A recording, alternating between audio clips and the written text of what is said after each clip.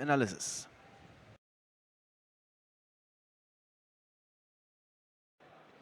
And we're back. We made it through 50% of the tournament for today.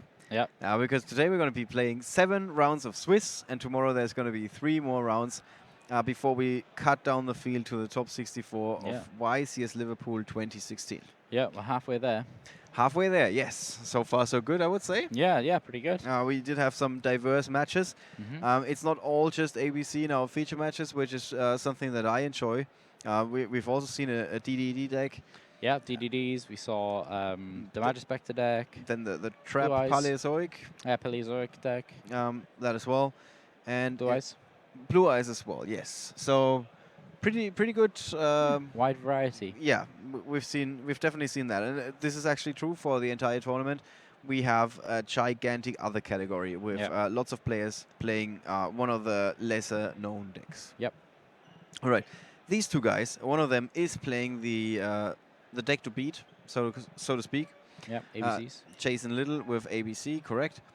He's got a little bit of his own take on the archetype. Yeah, definitely. Not just the gold and silver gadget that we saw before. He's also playing Photon Thrasher. Yeah, it's quite common, but to play them together is a tiny bit strange. But yeah, that as well as the main deck anti-spell fragrances, the main deck chaos trapples as well. Some interesting silver bullets already in the main deck. Cards that usually get introduced after the first game with the side deck.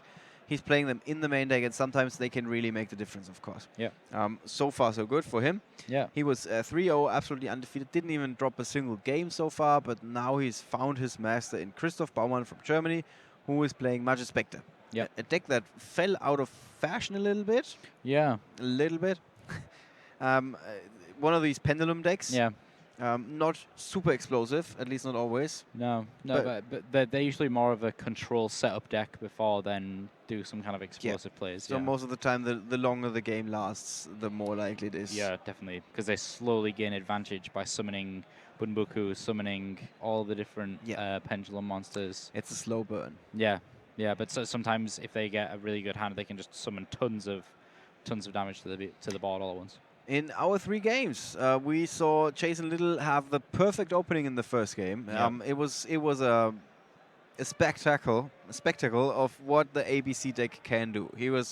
He's got it all. Like he really had it all. It was a terraforming Union Hanger, Photon Thrasher, playing one of the ABC cards, and so on and so on and so on. Together with an anti-spell fragrance. Yeah. It was adding insult to injury. Yeah, that was absolutely the nail in the coffin. Yeah. The only thing to take away from this game was your comment that he was immediately detaching or like unlinking all the monsters in his opponent's turn to get another little card advantage with Union Hanger, which seemed like a good play, basically. Yeah. Because if the opponent had a Kaiju, even that wouldn't have stopped him. No. So that was the first game, and then we thought, oh my, this might be one-sided, as one-sided as it gets. Yeah, and it wasn't like that. The second game, Christoph Baumann kicked things off, able to defend himself from that lock, and Jason did have a Vanity's Emptiness and an anti-spell fragrance, so all the anti-cards you want. But when you don't go first and you cannot assemble your field first, all of that is not all that impressive. No, exactly. But it's always worth the risk just in case. Yeah, that is true, especially since you're leading. Yeah, exactly. Yeah, exactly. Okay. Just like we saw Marcello Barberi do in the first round. Right. So then it's 1-1, and then the third game. It was again a bit of a back and forth. Yeah. The second game, there was one point when we thought this might turn into an old school swashbuckling match with who's got the biggest monster on the field. Swashbuckling. But this is not what happened. In the third game, it was a bit different. Eventually, it looked like there was an opening for Jason. Yeah. But it just wasn't enough. Yeah, it just didn't end up working out. I mean, in games 2 and 3, Jason was unable to summon Dragon Buster. Yeah, and that's really bad for the deck, obviously. Yeah, that's kind of the whole point of the deck. Yeah. He did draw a lot of the anti-cards that he's playing, basically. Yeah, and that Union Scramble as well didn't really work out. But I guess that can happen. Like, that's the risk you're going to be willing to take. He also did draw into his side deck cards, but it was too little too late. Like, the Ghost Reaper and Winter Cherries was not that helpful in that situation. No. All right. So these are the 3 games in a nutshell. Is there anything else? Is there some side deck cards that we want to mention or highlight again? Just the various kind of ABC side deck cards are all a bit strange. They all seem a little strange on the surface, but they've all got their own place. So like Book of Eclipse is used for, they're all used for breaking certain boards. So the kind of the Zolkin board, Book of Eclipse is really good because then you put it down, it's no longer protected by having another synchro monster on the field. You can then easily destroy it because it's got 0 attack and defense. And then you got to deal with the Crystal Wing Synchro Dragon afterwards. System down, obviously, for the mirror match. Cycle Reader again for the mirror match. Flying Sea, multiple decks for, can be used with that. Flying Sea is actually really, really good in the mirror match as well. If you're able to use it when your opponent needed to put that, so let's say you've got like Gold Gadget, B Buster Drake, and a Sea Crush Wyvern attached to the Buster Drake, and you're thinking, okay, well, it'd be the other way around. C would be here. And then you're like, okay, let's go into an Exceed play to be able to get all of my pieces in the graveyard. And your opponent goes, oh, here's a Flying Sea. You just can't go anywhere with that. You can't Exceed summon, so you can't get your pieces in the graveyard to then summon the Buster Dragon. It's quite interesting. Yeah, it's pretty good. We haven't seen that this weekend yet. No, we've not seen it yet. I'm sure at some point we're going to see that happen. One of the creative players. Yeah. So it was Jared was telling us about how what he keeps doing to his ABC opponents is he would do that exact move and then take the Flying Sea with F0 and then destroy the monsters, attack with lots, and then the Flying Sea gets given back to them so that they keep a hold of it. That sounds just too nice. Just like Ido Marcus. Here's my Kaiju. I'm going to take it back. But you can have it back again. I just need it for a moment. You can have it back. It worked. It worked. That moment was over in a... All right. On the other side, we got Christoph Baumann, who's got in his side deck another ABC Dragon Buster. I think that's just for the Ghost Reaper and Winter Cherries. Winter Cherries. Yeah, he's got Vanity's Fiend. The cards are in German. Then we got Ghost Reaper and Winter Cherries, 2 Maxi, 3 Twin Twister, Raigeki Dark Hole, and Kumangos. Yeah. So I think Twin Twisters pretty straightforward, actually. Yeah, other than Twin Twisters, a lot of people have been main decking Twin Twisters nowadays, whereas he's not choosing to do any, he's not main decking any of that. Can sometimes come in handy, but sometimes it can be a dead draw. So yeah, is he main decking any Mystical Space Typhoons? Yes, 3 of them. Ah, well then there you go. That explains the Twin Twisters in the side deck. Actually, I think that Mystical Space Typhoon or Cosmic Cyclone is better at the moment because people aren't playing so many back row. So very often you do not get 2 good targets. It's not even that you don't get 2 targets. You never get 2 useful targets. You're hitting kind of the Union Hangers or maybe just the 1 strike that people are playing. People are not playing loads of back row. They're playing just the Solemn Package and then that's it. Yeah, Solemn Brigade. Right. All right, guys. That's really it, yeah. We're going to try and bring Christoph in so we can talk to him about that match and how his tournament has been going so far. I mean, he's undefeated, so definitely not too bad. With that, guys, we're going to take a very short break, but we're going to be right back after it and talk to the German who was just successful in our round 4 feature match.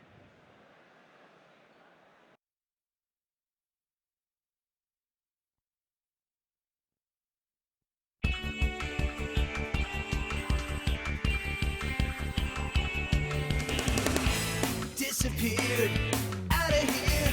It was time to pay my dues. Never guessed that you'd be dressed in my clothes and in my shoes. You couldn't wait to move right in. If I were you, I'd be concerned. Ain't no way you're gonna win. Bet you didn't count on my return.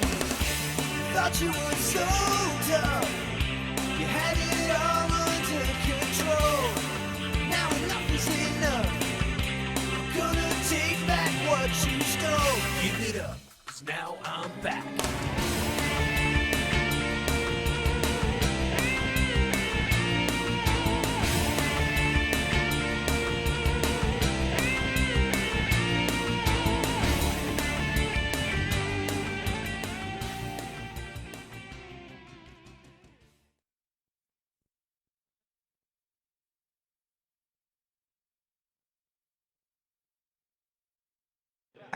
With Christoph Baumann from Germany, the winner of our round 4 feature match. Congratulations. Thanks. Well done. You decided to play Magic Spectre this weekend. Yes, it's a splash of Magic Spectre, Performable and Odd Eyes. Where did you go for this deck? I tried the deck some weeks before in some tournaments in Germany, and in my opinion, it's very consistent and yeah, very strong. Why not ABC? I have no idea how ABC functions. Okay, so you just went with something that you know. This deck was good. This was my deck, and I was happy with this. Okay, all right. So did you do any changes to the deck to make it better against the ABC deck, or against the decks that you're expecting this weekend? I changed in front of the tournament the Apex Avian from main deck and switched them with the Vanity's Fiend. Okay. Just because of ABC Blue Eyes and something like this, because I think it's a more stronger card and mostly decks are dead if I summon him first turn. We've seen that a couple of times, yeah. So how did your tournament go so far? You are undefeated, you haven't lost a single match. Yeah. What did you play against? And first round I played against BAPK. This was still not dead, still there this deck. What a very good matchup because I had green 2 times, so this was really clear. Hard for them to overcome that card. Second round against ABC2, but with Winter Cherries it was not that big deal. And the third round against a very strange deck. It was like Dark Synchro, or a splash between Dark Synchro and Minerva. It was, this was first turn Vanities. So it was GG. So it's just the perfect answer for it, yeah. At first I was like, oh, how did you win this? And you're like, yeah, Vanities, okay, that works. That's a very good, good way to get there. All right. So this deck, does it always play the same way, or does it have like a million combos? What is your take on it? There are a lot of combos, yes, but the best opening is of course Abductor and kind of spells like Terraforming, of course, and then you can play into a Joker, and with the Performable engine you can pop your scales, search new scales, so you have cards in your extra deck, and with Sky Iris you can also looking for the fusion, so you and on the other side you have the Magic Spectres with Bonbuku, you can pop him with Sky Iris, you have I think 3 to 5 strategies, so you can Right. So, okay, pretty flexible, I guess. Yes. And how well is it positioned, in your opinion, in this particular metagame? I mean, you did make some changes to be to do well against ABC. Yep. Is it enough? My side deck is extremely against ABC with the Cherries and the Dragon Buster, of course, the second Vanity's Fiend and something like this. But I think Pendulum in this version is very consistent, and for a tournament like YCS, it's more clever to have a consistent deck than a powerful deck. It's powerful too, of course, right? But I think ABC can be stronger sometimes. But in the end, over 10 rounds, I would never change this deck. It balances out. Okay, yes. Yeah. What do you think about the Metal Force deck? I just saw Metal Force one time, and I lost 2-0. I think it can be very strong, especially with Yang Xing. In my opinion, it sounds very good, but I don't know exactly how the combos are. Yeah, it's not really on the radar yet. But I think in the end, it's not such a powerful deck. Maybe it's consistent, but that's not all. Okay. Well, maybe if you play it a few more times, then maybe your opinion will change. Maybe. That could happen. All right. When Invasion Vengeance is going to be released, what is going to change for this deck, in your opinion? I don't know much about the new pack, but of course the new Frog. I think this is a very strong card. He can negate something and then set, so my scales can be negated, my Sky Arrows and something like this. So you maybe have to look at it again after you've seen the entire I have to update the side deck, maybe the main deck too with the Vanities. Yeah, but if you could, you would continue playing this deck, I guess. Yes. Yes. Yeah, you seem to be very confident with this. Okay, well, that's definitely one key to success this weekend, like you said. And I like your take on it from a psychological perspective. Yeah. I talked to some guys who play like very creative decks, and very many combos and stuff like that. And I always ask this question: how do you feel about this deck after 5 rounds, 6 rounds? Everybody always says, yeah, I know my deck inside out, but you only really know, or you only really see if somebody knows their deck inside out after 5 or 6 or 7 rounds. Yeah, I'm really confident with this deck, and I know the combos. Luckily, I made no mistakes at this point, and yeah, so far so good. It also seemed like you had some friends actually on the Twitch chat. They were like, yeah, Christoph, let's go. Yeah, really? Yeah, so they were also rooting for you, so not too bad. All right, guys. some good support, yeah. All right, with that, we are 4 rounds we've already concluded. 3 more rounds to go today, 7 rounds of Swiss at day 1 of YCS Liverpool.